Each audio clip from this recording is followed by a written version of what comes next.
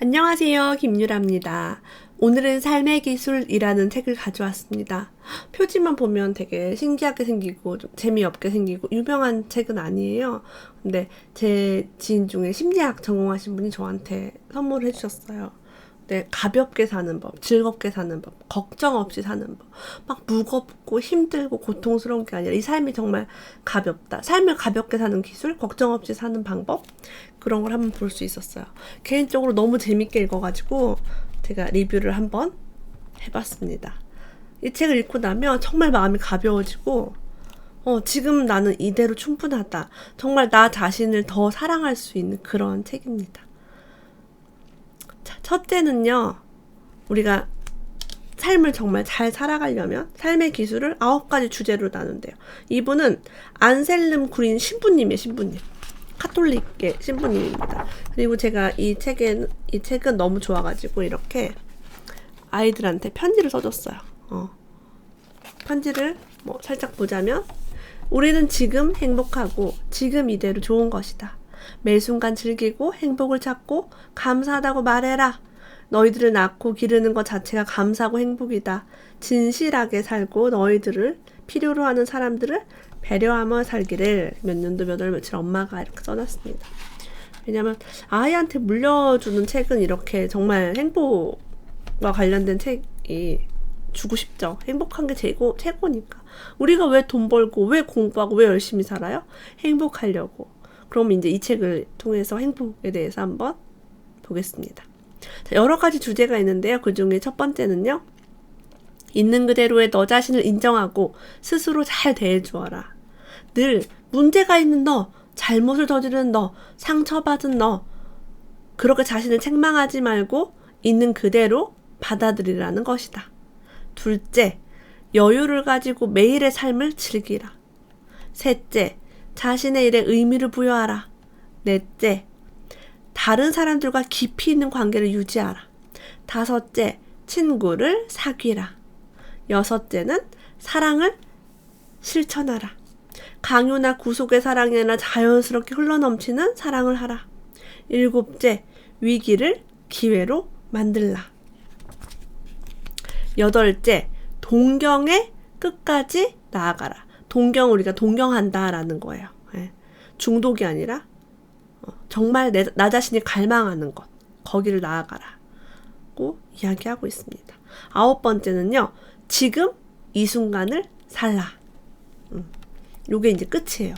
그래서 이렇게 살 수 있는 방법에 대해서 함께 이야기 나누겠습니다. 자기 자신과 잘 지내는 사람은 타인에게서 많은 것을 기대하지 않는다. 외부의 억압에 의해 스스로를 결정짓지도 않는다. 그러니까 나와 잘 지낸 사람은 남이 나한테 뭘 해줬으면 좋겠어. 안 해줘? 분노해. 실망해. 이런 게 없다는 거죠. 무거워질수록 가벼워진다. 이게 무슨 말이에요? 어떻게 무거워지면 가벼워져요? 두 가지가 함께 갈 수 있대요. 버리기와 채우기, 하늘과 땅, 시간과 영원, 인간적인 것과 신적인 것. 이런 방법은요, 양쪽을 향해 마음을 열어놓고 항상 균형을 유지하는 거래요. 극과 극은 통한다. 모든 것에는 음과 양이 있다. 동전엔 양면이 있다. 이런 거와 같은 뜻이죠. 나는 지금 행복하고 지금 이대로 좋은 것이다. 제가 이 지금 이대로 좋고 지금 행복하고를 몰랐을 때는요, 난 지금은 너무 불행해. 지금은 내가 참아야 돼. 인내해야 돼. 고통스러워. 나는 나중에 행복할 거야. 미래에 행복할 거야. 해서 계속 미래의 행복을 기다렸어. 행복하겠지. 20몇 살 되면 행복하겠지. 결혼을 하면 행복하겠지. 취업을 하면 행복하겠지. 아이를 낳으면 행복하겠지. 아이가 초등학교 입학하면 나는 엄청 행복해져 있을 거야. 이런 집을 사면 행복하겠지? 돈을 벌면 행복하겠지.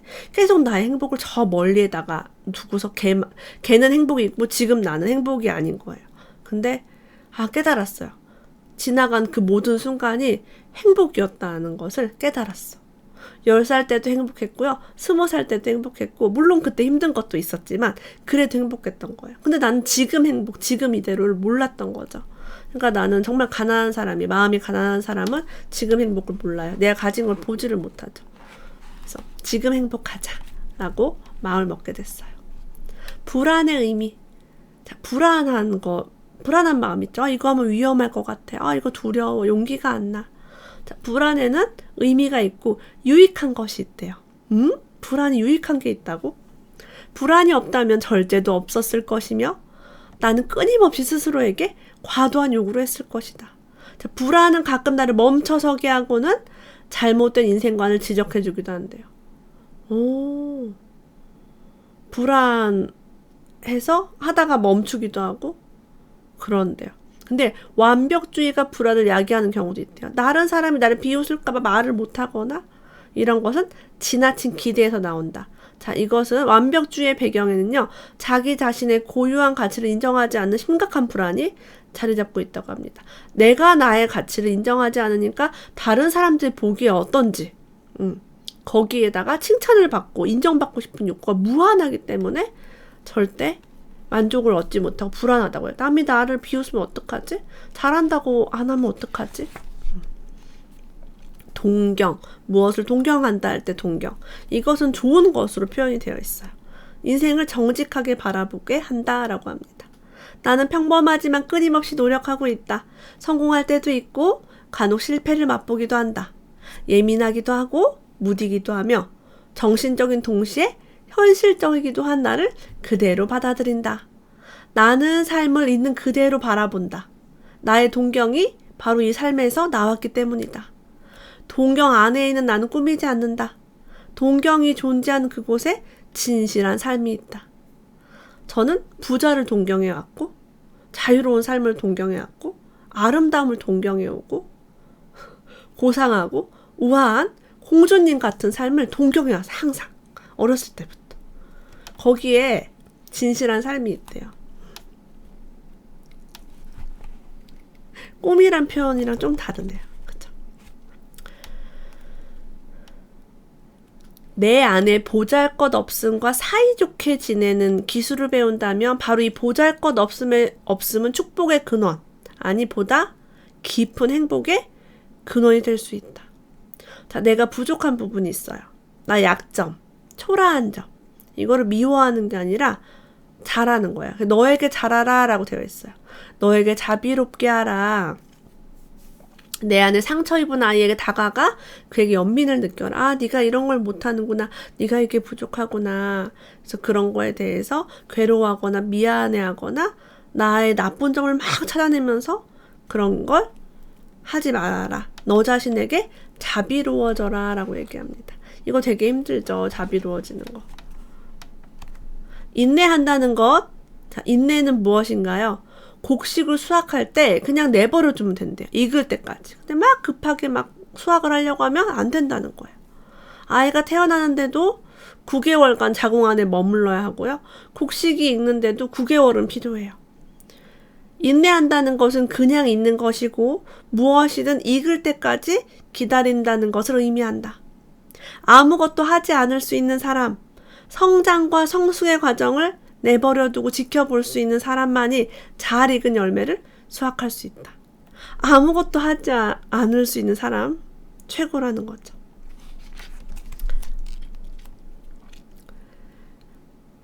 막 서두르는 사람, 막 빨리 해야 돼, 막 뛰어가고 이런 사람들은 서두르는 것은 자신을 증오하는 것이라고 얘기합니다.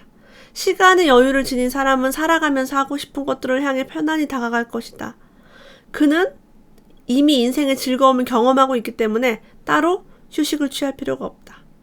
살려는 자는 시간의 여유를 지녀야만 한다. 시간이 없으면 인생도 없다.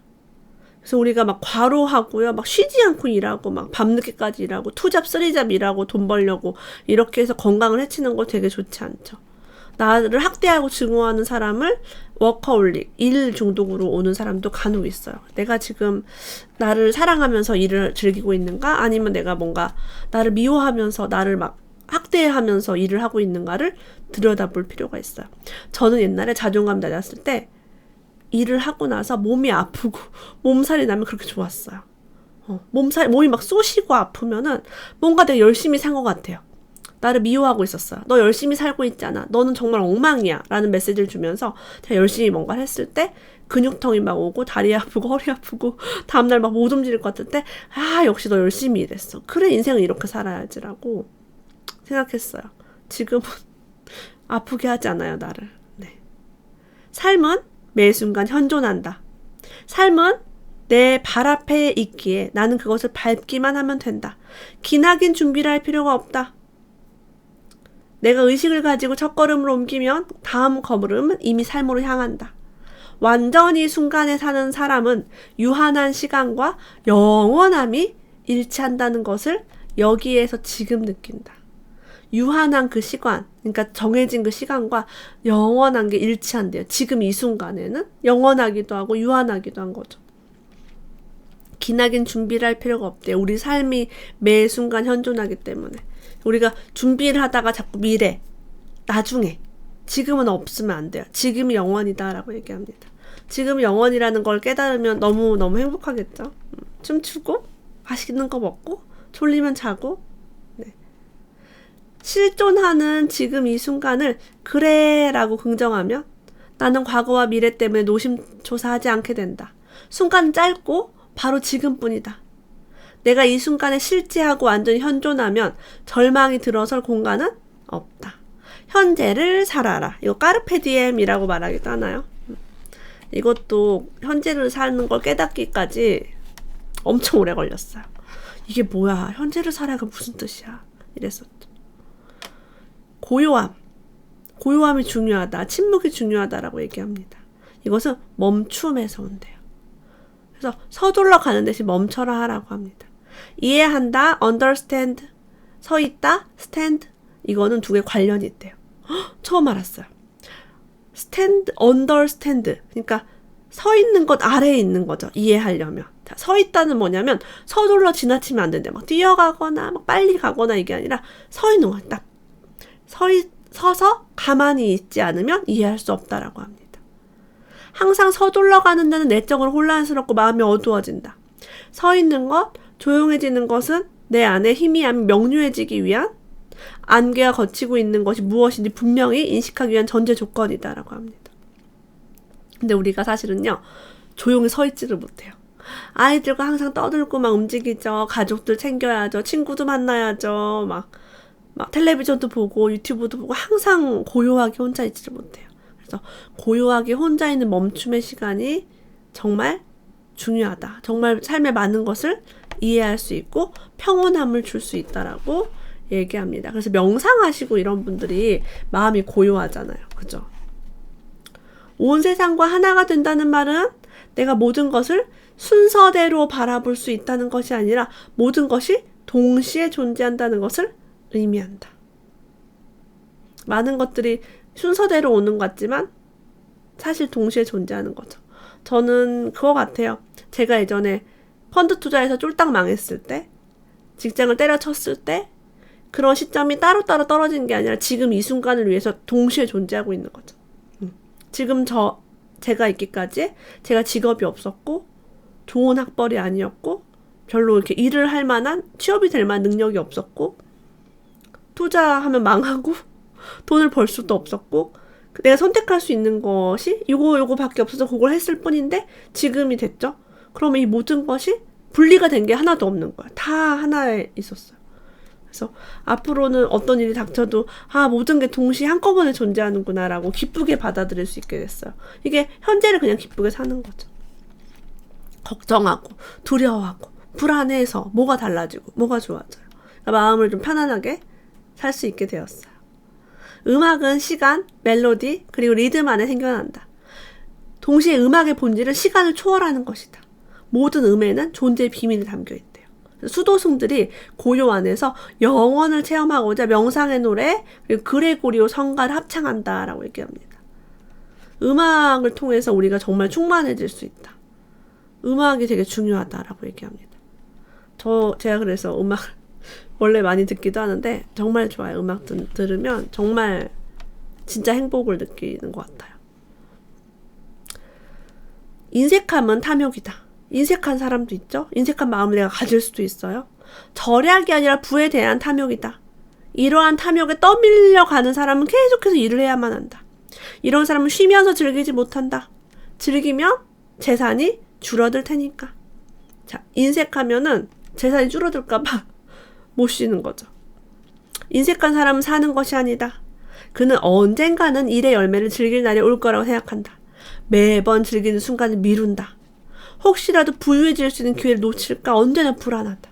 이게 과거 몇 년 전에 제가 이랬었어요. 즐기는 순간을 계속 미루고 열심히 일하고 몸이 아플 때까지 일하고 피곤하게 일하고 막 대상포진 걸리고 그때는 감기도 되게 많이 걸리고 안 좋았어요 진짜. 제가 유튜브 지금 하는 몇 달 동안 감기에 거의 안 걸리고 딱 한 번 걸렸거든요. 점점 건강해지고 있어요. 많이 쉬면서 하고 있습니다. 자, 인생의 진정한 의미는요, 자신이 그 그늘에 앉지도 못할 나무를 심는 것에 있다. 내일 지구가 멸망하더라도 나는 나무를 사과나무 심겠다 이런 얘기 있죠. 이 진정한 의미가 뭐냐면 나의 후손을 위해 나무를 심는다는 거예요. 나를 위해서가 아니라. 그럼 우리가 단기적인 성과나 단기적인 나를 위한 게 아니라 후손, 환경, 장기적인 안목 이게 정말 인생의 의미라고 합니다. 그래서 막 남을 도와주거나 막 기부를 하거나 그런 사람들이 정말 행복을 느낄 수 있다는 거죠. 일이 너무 많을 때를 제외하고는 매일 30분씩 기도하라. 할 일이 너무 많을 때는 1시간씩 기도하라 라고 성 프란치스코 드살이라는 분이 이렇게 얘기했어요. 그래서 할 일이 너무 많아서 기도할 시간이 없어요. 이거는 상관이 없다고 합니다. 그 일이 많아서 기도를 못하는 거. 그러니까 바쁘니까 책을 못 읽어요. 바빠서 자기계발할 수가 없어요.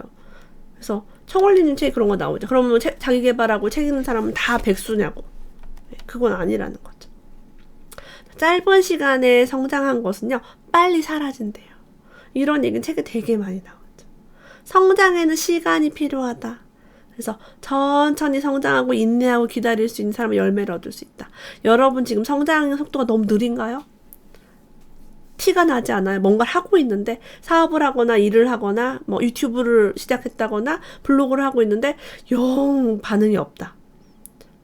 이거를 기다리면 인내의 열매를 맺을 수 있다고 합니다. 그리고 짧은 시간에 이룬 것은 빨리 사라져요. 그러니까 저도 빨리 성공하고 싶은 욕심이 하나도 없어. 하나도. 원래 없었어 그런 거. 왜? 천천히 해야 오래 간다는 것을 알고 있기 때문에. 자, 돈에 대해서 이렇게 얘기하고 있어요.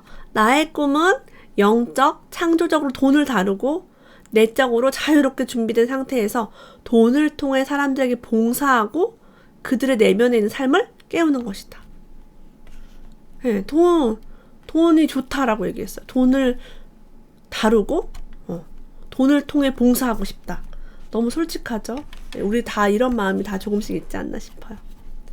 자, 휴식은 침묵하는 것이다. 말하지 않는 것이다. 말하고자 하는 욕구 사라지며 이러한 통찰이 매일매일 더 명료해진다라고 이야기합니다.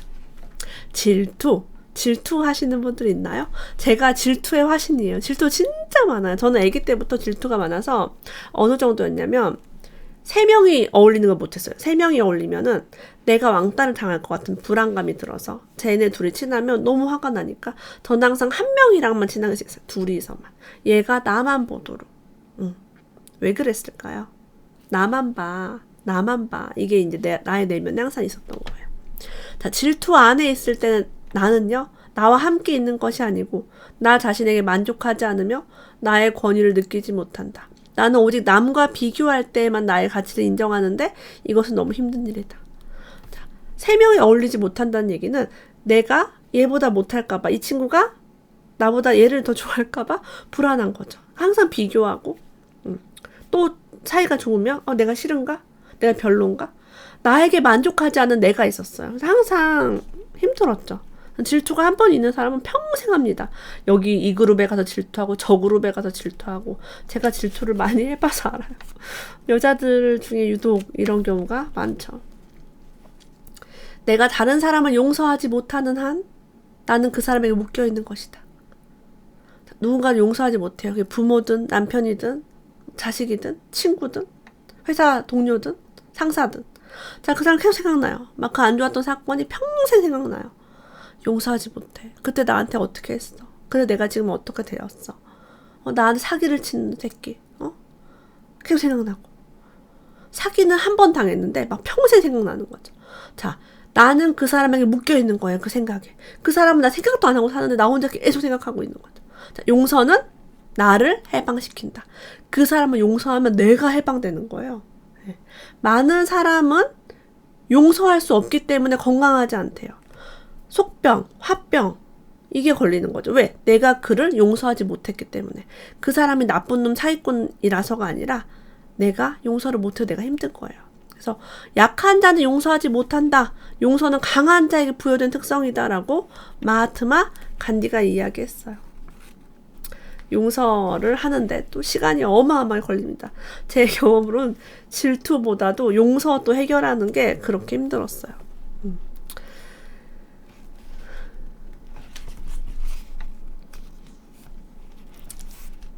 선행이 지나치면 우정을 돈독하게 하는 게 아니라 오히려 약화시킨다. 많은 사람들이 우정을 유지하기 위해서 선행을 베풀어요. 내가 널 위해서 뭐를 해주고 반찬도 해주고 좋은 정보도 막 주고 합니다. 그러면 상처를 엄청나게 많이 받죠.